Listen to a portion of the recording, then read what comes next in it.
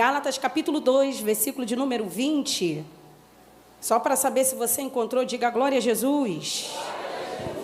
Diz assim: já estou crucificado com Cristo, e vivo não mais eu, mas Cristo vive em mim. A vida que agora vivo na carne, vivo na fé do Filho de Deus, o qual me amou e se entregou a si mesmo por mim. E você tome o seu assento, glorificando, exaltando o nome do Senhor por essa palavra. Está dando uma microfonia aqui, cadê o sonoplasta? Me ajuda, em nome de Jesus. Me ajuda aqui.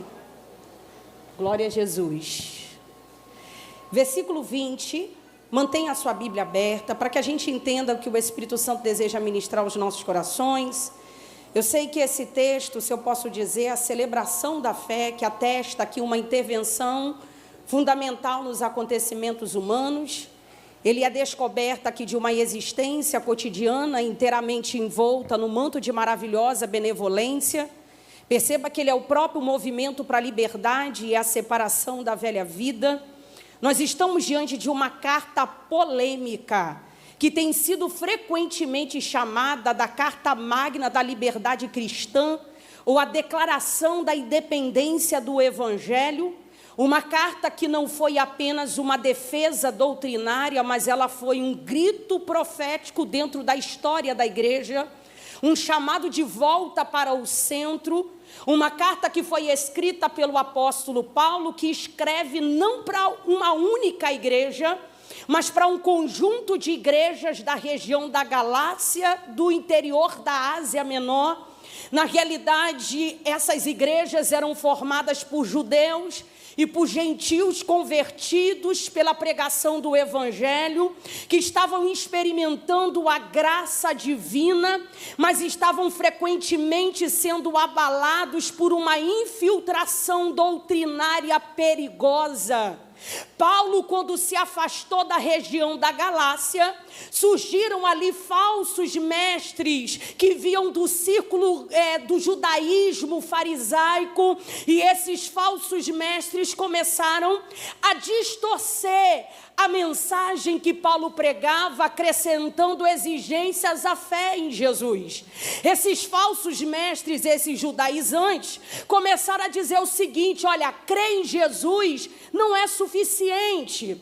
É preciso crer em Jesus, mas também seguir os preceitos da lei de Moisés.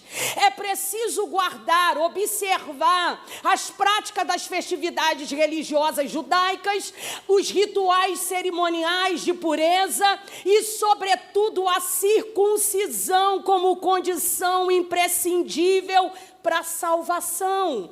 Então, esse desvio doutrinário não aconteceu com uma rejeição direta a Jesus, mas foi de forma sutil, foi acrescentando algo a ele. E aí, quando eu estava lendo sobre essa carta, eu fiquei pensando que há momentos também na história da fé que o cristianismo, o evangelho não foi rejeitado de forma aberta, mas sempre foi de forma sutil. Ele não foi rejeitado em palavras, mas muitas vezes diluído na prática. E era exatamente isso que estava acontecendo na região da Galácia. Quando Paulo se retira dali, surgem influências religiosas que vinham de ambiente do judaísmo tradicional.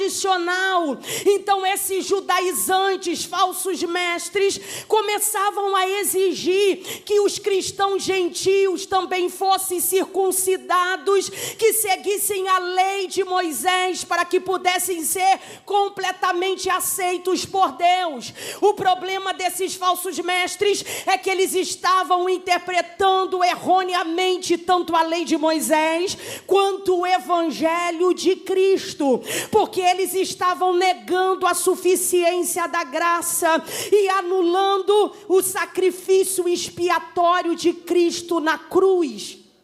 Esses falsos mestres, eles olhavam para a cruz e via como algo incompleto.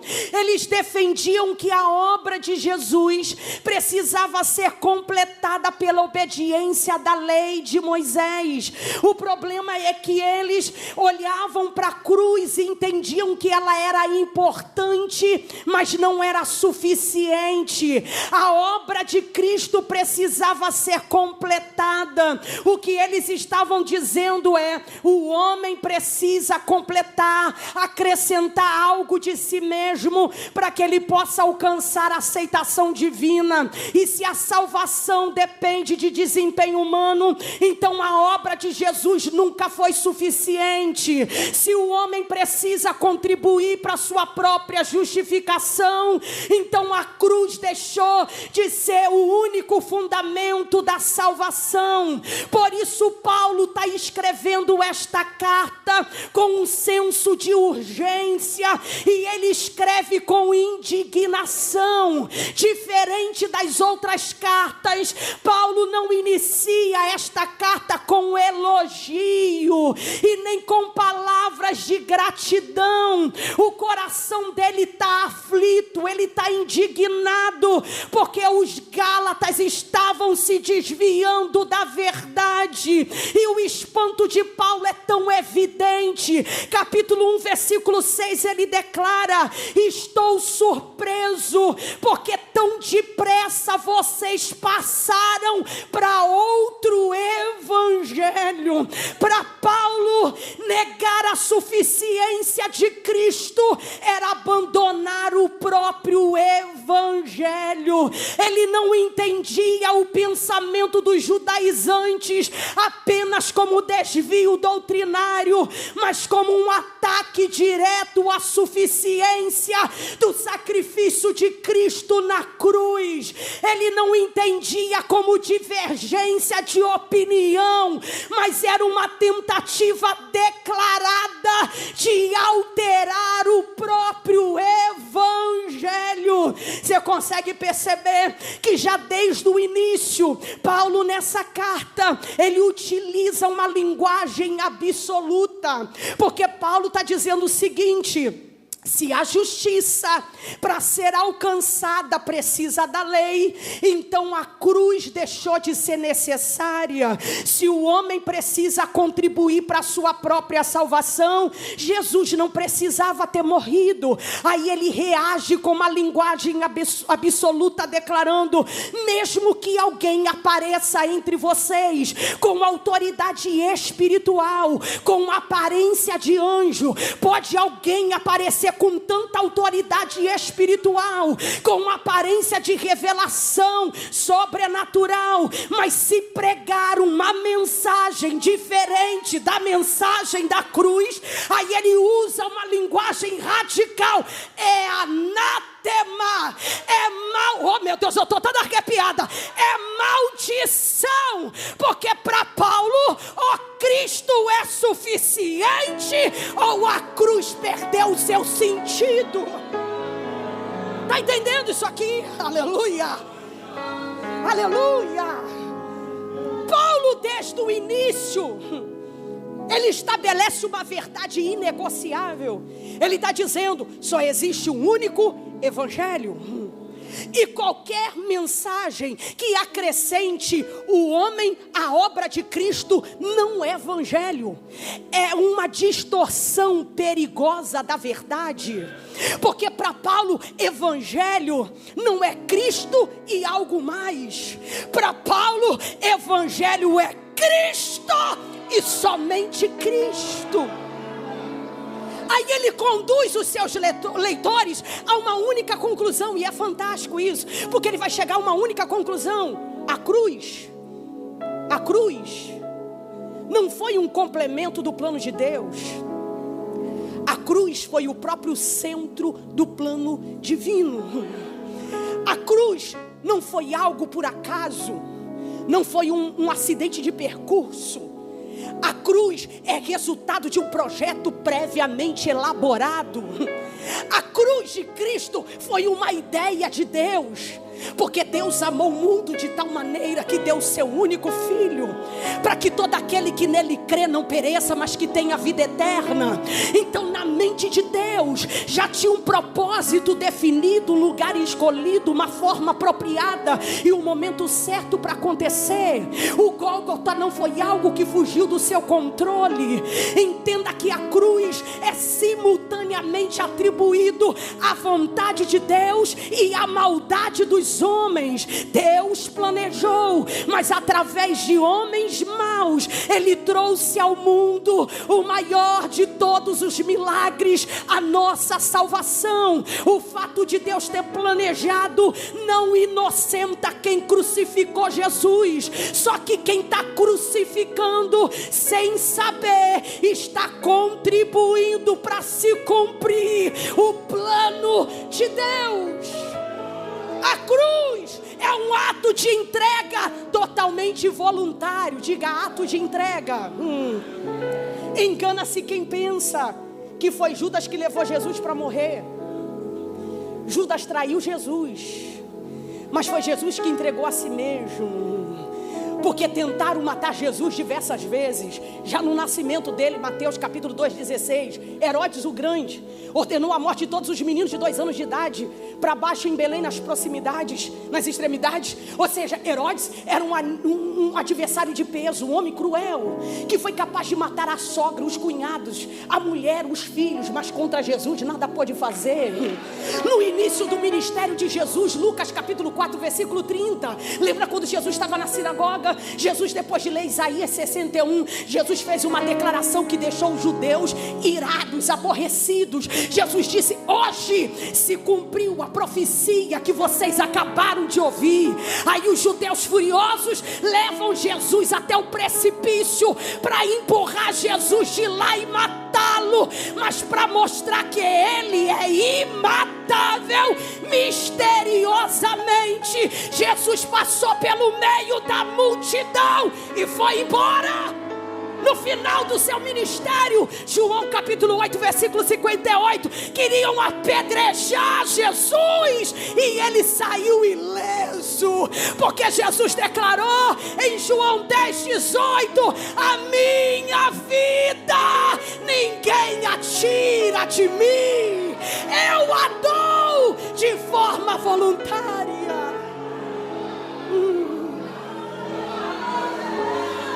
Não é à toa que nos 4 evangelhos, os evangelistas, nos seus evangelhos, eles evitam de propósito a expressão que Jesus morreu. Quando eles vão descrever a crucificação, ninguém declara que ele morreu, porque Jesus não foi vencido pela morte, Jesus não foi vítima da morte, Jesus a capturou como vencedor. É interessante porque eles vão descrever a crucificação, e aí Marcos não diz Jesus morreu, ele diz que com alto brado expirou. Aí Mateus e Lucas vão dizer que ele não morreu, ele diz que ele entregou o seu espírito. A expressão mais contundente foi a de João, porque ele diz: ele curvou a cabeça, porque ele podia ter fugido da cruz, ele poderia ter rejeitado a cruz a hora que ele desejasse, mas como um ato de entrega voluntário, como alguém que se submete à vontade do Pai, ele se curva e só então entrega. Ninguém tira, ninguém toma, ele entrega.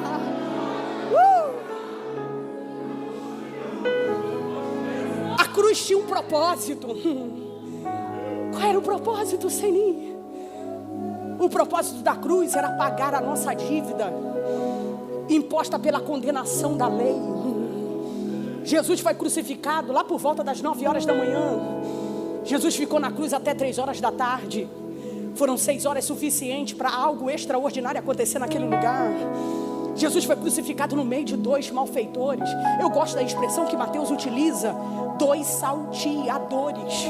Essa expressão salteador significa que eram criminosos, barra pesada. Eram criminosos que usavam violência quando iam assaltar abertamente. Então esses homens estavam sendo condenados possivelmente por assalto à mão armada. seguida de homicídio. Você consegue imaginar Jesus no meio desses dois malfeitores? E eram homens de carne e osso como eu e você. Estavam sendo julgados pelo mesmo sistema, recebendo o mesmo tipo de morte, a morte e condenação de cruz.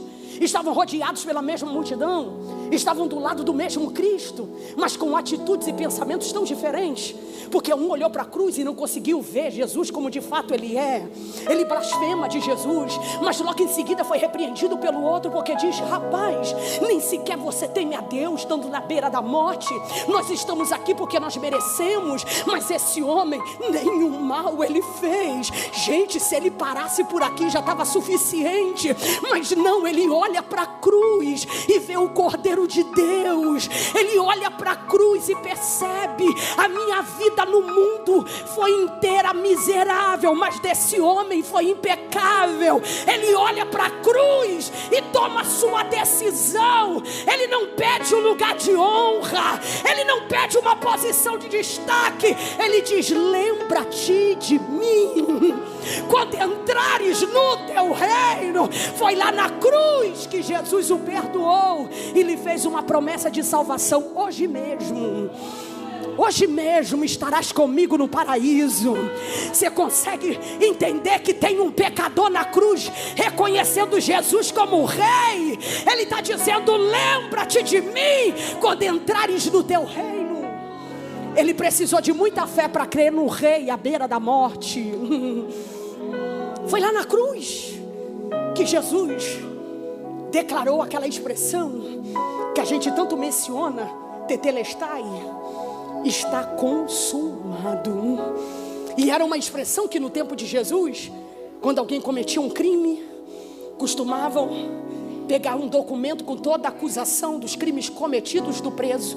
Quando colocavam ele na cela, aquele documento de acusação de todos os crimes cometidos era pregado na porta da sua cela. Mas quando a pessoa cumpria toda a sua pena, o documento era retirado da porta da cela. E antes de dar liberdade para aquele que cumpriu a pena, em cima do documento com todas as acusações, eles gravavam a expressão tetelestai. Significa: ele cumpriu a pena na sua totalidade. Tetelestai, dívida quitada. Qualquer um que quiser a partir de agora te acusar pelo crime que você cometeu, apresenta o documento, diga: aqui está os crimes, mas em cima deles está escrito que eu paguei a minha dívida na totalidade. Jesus está declarando tetelestai.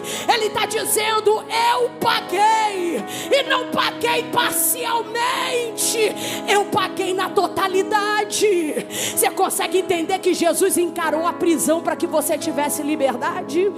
Jesus levou nosso fardo para que no lugar de grilhões você carregue bandeiras, e no lugar de espírito angustiado você se vista de louvor.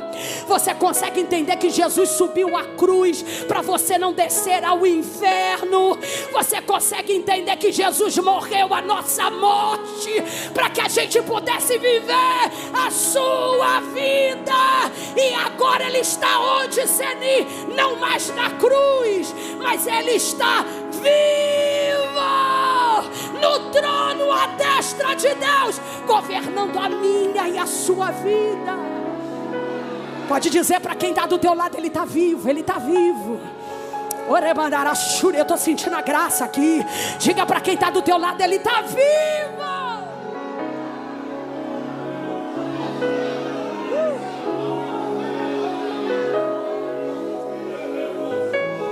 Ele mandará chai. Você consegue entender que a suficiência da cruz que está sendo atacada é a suficiência da graça que está sendo atacada? Esses falsos mestres da região lá da Galácia, eles estão atacando de forma sutil. Diga: sutil. E já reparou que quando o ataque é sutil, ele nunca chega fazendo barulho, mas ele chega sempre no silêncio de uma demanda de ajuste. Ele nunca chega destruindo portas de uma vez, mas ele chega alterando as trancas por dentro. O ataque sutil, ele não destrói o jardim de imediato, mas sempre sugere uma nova leitura dele. Porque o seu método não é o confronto, é a conversa. Não é a violência, é a nuance. O seu método não é o grito, mas é o sussurro, que vem com aparência de sabedoria, que reorganiza perguntas, que altera a percepção, que suaviza absolutos, porque o objetivo é atacar a mente para depois atacar as decisões. O ataque sutil não destrói a verdade, mas a relativiza. O ataque sutil não apaga a luz, mas introduz nas margens sombra suficiente para confundir a clareza. O ataque sutil não fecha o caminho de vez, mas o torna menos nítido. O ataque sutil não tira Jesus da mensagem, mas o desloca do centro. O ataque sutil não destrói a doutrina de uma vez, mas vai negociando pequenas concessões para fazer com que a essência seja perdida sem ser percebida. Aí o que era erro deixa de ser queda para parecer compreensão. O que era afastamento deixa de ser ruptura para parecer amadurecimento, porque o ataque sutil faz de Jesus presença, mas não governo.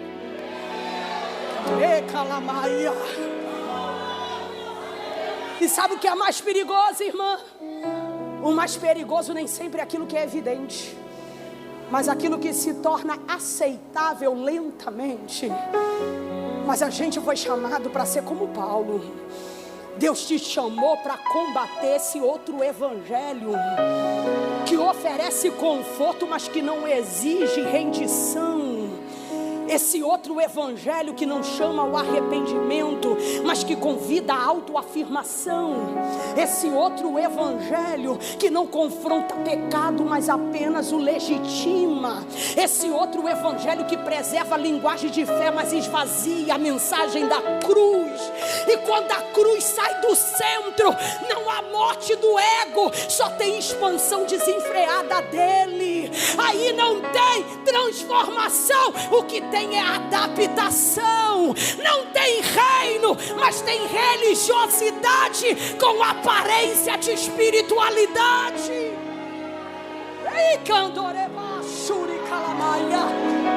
Me permita dizer,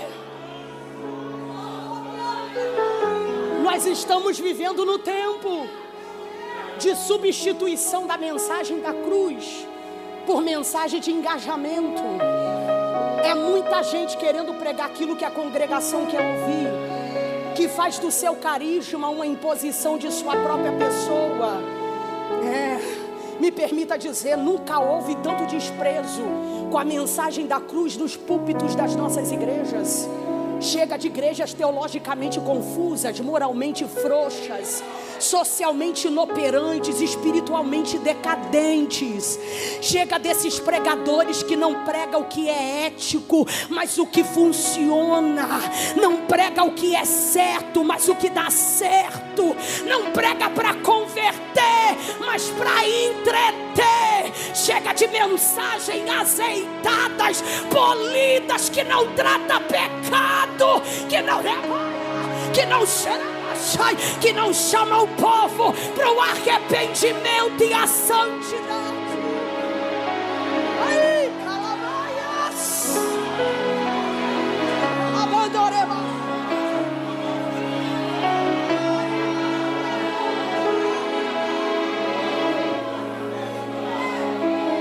Parece que a mensagem hoje tem sido filtrada até perder o peso da cruz. Parece que a verdade precisa ser suavizada para não ferir ego. Parece que o pecado tem que ser silenciado para não interferir na audiência. Mas o evangelho não é para ser engajado. Evangelho é para ser obedecido. Me permita dizer, a gente está vivendo um tempo de culto público, de adoração falha. Porque culto onde não há centralidade da mensagem da cruz, ele não é apenas pobre, ele não é autêntico, ele é falso. Chega de cânticos medíocres na musicalidade e heréticos de conteúdo. Porque culto onde não há centralidade da mensagem da cruz, ele vira apenas festa vazia e barulho sem substância. Porque culto não é show para impressionar plateia. Culto não é encenação para viralizar. Culto é encontro com Deus, reverência profunda, entrega sincera. Deus está à procura de verdadeiros adoradores que o adorem em espírito e em verdade, e não atores de teatro religioso. Ai, calabaias. E quando a igreja perde a mensagem da cruz, o que prevalece é o antropocentrismo, o subjetivismo, sensacionalismo e todo tipo de excentricidade. Eu estou cheia de Deus para declarar isso. Chega desses mercenários mercantilistas que querem fazer do nosso púlpito um palco de estrelismo, de vaidade, substituindo o espaço sagrado de pregação do evangelho por plataforma de entretenimento. Chega de gente que não quer fazer mais do púlpito um lugar de entrega, mas de desabafo e de indireta, aonde tem muito mais opinião pessoal do que doutrina, aonde tem mais piada do que reverência, aonde tem mais autoritarismo do que autoridade, aonde tem mais exibição do que quebrantamento, tem likes, tem aplausos humanos, mas não tem adoração a Deus. Sabe qual é a minha oração? A igreja não precisa de entretenimento, é de avivamento.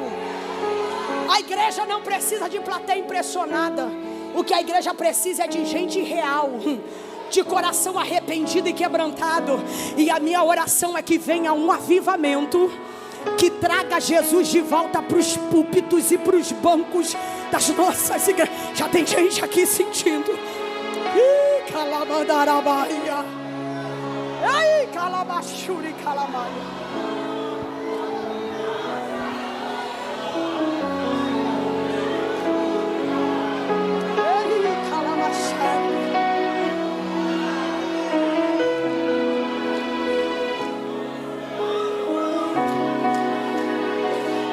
Vocês estão entendendo que esses falsos mestres começam a atacar a integridade de Paulo, a veracidade do seu apostolado, porque o objetivo agora na carta é desacreditar o mensageiro para enfraquecer a sua mensagem. Agora o ataque à integridade dele, estão questionando se de fato ele pode ser apóstolo. Aleluia. E quando eu estava lendo essa carta, gente, o Espírito Santo falou muito forte no meu coração, que muitas vezes os ataques, o alvo nem sempre é a sua posição, mas é a sua convicção. Porque tem ataques que não vêm para destruir as estruturas externas, mas vêm para abalar a clareza do teu chamado. Porque tem ataques que não vêm apenas para questionar aquilo que você faz, mas que questiona quem você é no propósito. Porque o objetivo é te deslocar do centro daquilo que Deus lhe confiou. Porque quando você perde a convicção, tu perde a direção antes mesmo de você perder o seu lugar. Só que o que Deus colocou na tua vida não pode ser cancelado por ninguém. Deus me trouxe aqui para dizer para alguém que aonde a mão do Deus onipotente te coloca, a força limitante do braço humano não te derruba. A tua autoridade espiritual não é sustentada por aprovação da terra. Eu vim declarar para alguém: a tua autoridade não nasceu de um chamado votado por homens, mas veio de um chamado do céu. Aquele que é levantado pelo céu não se abala com a pressão da terra. É por isso que a crítica não te desestabiliza, irmã. A oposição não te paralisa. Você vai ficar escutando mesmo argumento de judaizantes da terra? Tu vai ficar mesmo se curvando à crítica de invejoso, despeitado, de gente que tem medo de perder espaço? Ou você vai se movimentar por aquilo que Deus declarou e estabeleceu? Deus está falando com alguém aqui. Para de querer ficar se ajustando àquilo que é conveniente para ser aceito, negando a tua identidade para evitar rejeição, porque o que Deus colocou na tua vida não depende de aprovação pública e nem de validação de homem para existir. Eu estou toda arrepiada para declarar isso. Se liberte dessa necessidade de ter que ficar se explicando para todo mundo. Se liberte dessa necessidade de ter que se encaixar em todas as expectativas. Porque quem sabe quem é no Pai não depende de validação para sustentar a identidade. Quem sabe quem é no Pai não precisa competir por espaços, não precisa ficar o tempo todo na defensiva para provar seu valor, porque não é sobre quem reconhece o teu chamado, é sobre quem te chamou. O que Ele falou teu respeito, isso já basta. Você pode olhar para quem está do teu lado e dizer: o que Deus disse sobre você, já basta. Já basta. Ai, candarabaxuri calamaia. Ei, candarabaia.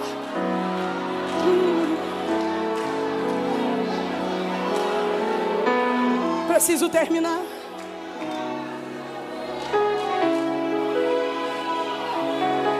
Estão atacando o apostolado de Paulo. Mas é interessante que para defender a origem divina de sua mensagem, perceba que nos primeiros versículos, Paulo começa a declarar que tudo aquilo que ele pregava não era algo que ele tinha aprendido de homem, não vinha de uma tradição religiosa que ele recebeu ao longo do tempo. Paulo está defendendo a origem divina da sua mensagem, dizendo que eu prego veio de revelação do próprio Cristo. E aí é interessante porque ele começa a relembrar o encontro transformador que ele tem com Jesus. Porque Deus em todo o tempo usou o homem para seu serviço, mas quando ele precisou de um valente obreiro, ele foi buscá-lo nas fileiras do inimigo e transformou Paulo num verdadeiro apóstolo dos gentios. O poder sobrenatural do Espírito Santo lapidou esta pedra bruta e o preparou para uma grande obra missionária. Então, mais uma vez, o poder de Deus e a imensa graça do Senhor se manifestaram a fim de transformar a vida de um homem comum no verdadeiro baluarte do Evangelho. É interessante porque a igreja judaica já tinha sido estabelecida, o Evangelho já tinha alcançado Samaria, e logo Pedro abriria as portas da igreja para os gentios, mas alguém tinha que levar o Evangelho até os confins da terra. E quem seria esse? Eis aqui o homem certo, Paulo, que não acompanhou Cristo na terra, mas contudo não era inferior aos primeiros apóstolos. Quanto ao zelo, trabalho, conhecimento e poder, a vida e ministério de Paulo mostram que Deus escolheu o tipo de homem certo que a situação exigia, porque segundo a orientação de Deus, ele faria com que o cristianismo alcançasse todos os homens. Mas o que nós sabemos de Paulo? Que ele não era um seguidor de Jesus, ele era um perseguidor da igreja. Mas sabe o que é interessante? A conversão dele, ele diz o seguinte: a minha conversão não foi uma iniciativa humana, porque eu não buscava Jesus. Não era Paulo que buscava Jesus, mas era Jesus que buscava Paulo. Aí é interessante porque a salvação não é a intervenção do homem para alcançar a Deus, mas a salvação é uma iniciativa de Deus para alcançar o homem. A salvação é Deus descendo até o homem. O Evangelho não começa com o homem buscando a Deus, o Evangelho começa com Deus buscando o homem. Porque enquanto Paulo ia em direção aos cristãos para prendê-los e matá-los, Jesus foi ao encontro dele para salvá-lo. A autossuficiência de Paulo acaba no caminho de Damasco. Jesus teve que derrubá-lo para subjugá-lo e submetê-lo totalmente ao seu domínio. Paulo caiu como judeu orgulhoso e cruel, mas ele levantou-se como um crente humilhado e quebrantado. Num só momento Cristo transformara de feroz fariseu no verdadeiro discípulo. Aí de perseguidor vai ser perseguido, de agente de morte, pregador do Evangelho, de devastador da igreja, agora vai ser plantador de igreja, de alguém que pedia carta ao Sinédrio para ir prender e matar os cristãos, agora ele escreve carta para edificar os irmãos. É isso que Paulo está dizendo.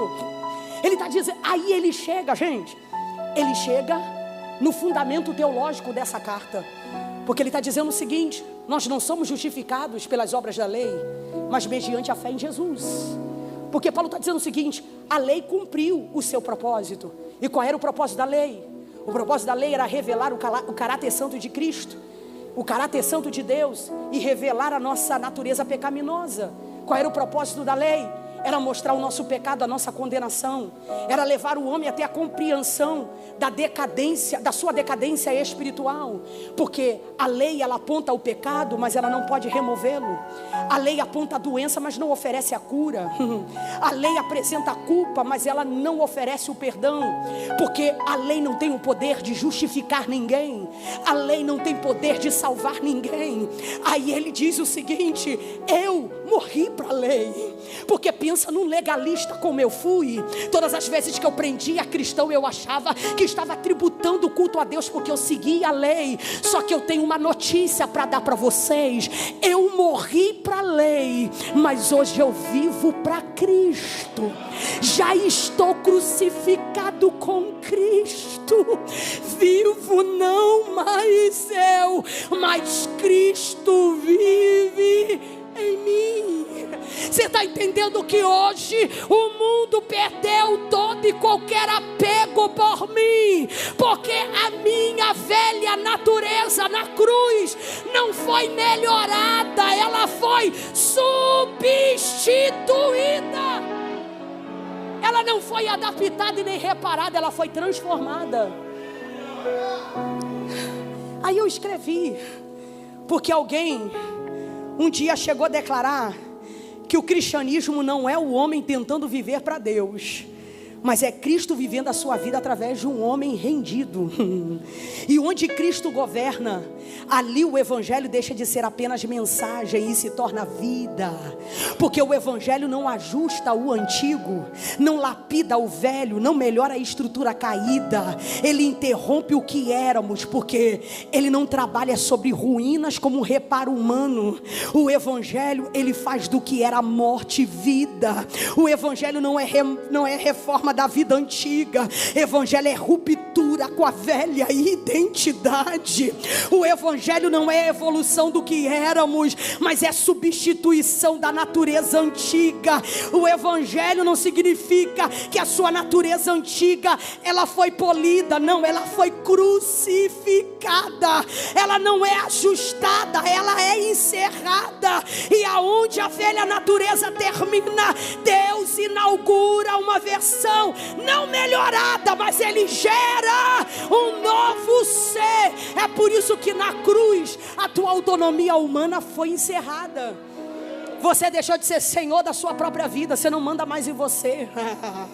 É por isso que lá na cruz, quanto mais o seu ego morre, mais Cristo aparece. Quanto mais você se rende, mais Ele se manifesta. Quanto mais você se esvazia, mais Ele te preenche. É por isso que quanto mais você está rendido, o mundo quando olha para você, não vê apenas a beleza do servo, mas vê a grandeza do Senhor na tua vida.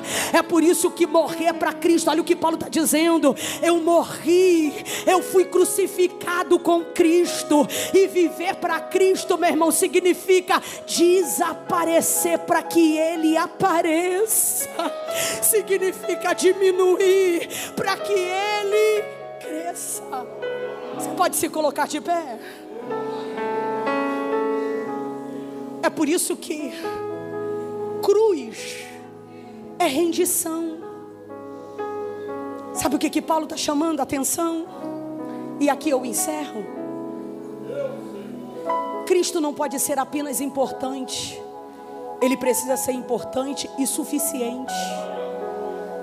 O problema é quando Cristo, Ele é importante e não suficiente. É quando a alma aprendeu a falar dele, mas não se deixa governar por Ele.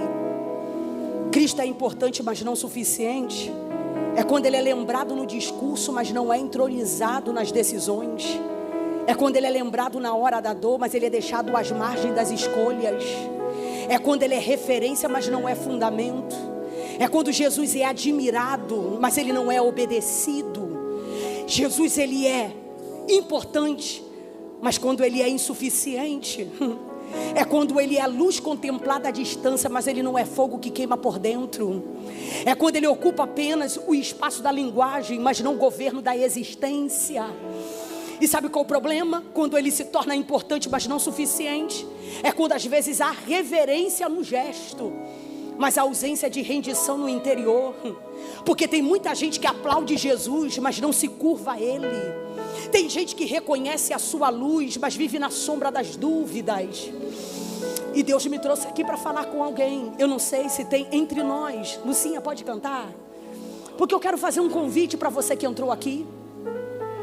E que você reconhece, para quem reconhece a mensagem, a suficiência da mensagem da cruz. Você entrou aqui afastado da igreja. Você entrou aqui distanciado da igreja. Mas você ouviu essa palavra. Você começou muito bem a tua caminhada de fé, só que no meio do caminho você se esfriou. E você não consegue mais voltar a ser o que um dia você já foi. Mas essa mensagem confrontou a tua alma. Hoje você sentiu o teu corpo tremer, o Espírito Santo bradou tão forte na tua consciência, trazendo quebrantamento na tua alma. Porque a mensagem do céu hoje para você é: arrependa-te. Jesus está te chamando. E o altar é o lugar de reconciliação. O altar é o lugar de recomeço. Eu vou abrir essa oportunidade no momento do louvor para que você hoje tome a melhor decisão da sua vida. Tome a melhor decisão da tua história. Entregar a tua vida a Jesus. Aqui na galeria, aqui embaixo, a oportunidade está aberta para você hoje voltar para a casa do Pai. Reconhecer a suficiência da graça. Reconhecer que não dá para viver longe da presença dEle. Mas Seni, eu nunca professei a Cristo como o Salvador da minha vida. Mas hoje você veio a convite de alguém.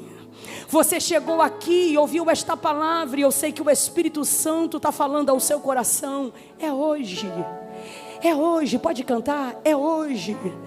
Não é para amanhã, não é para depois.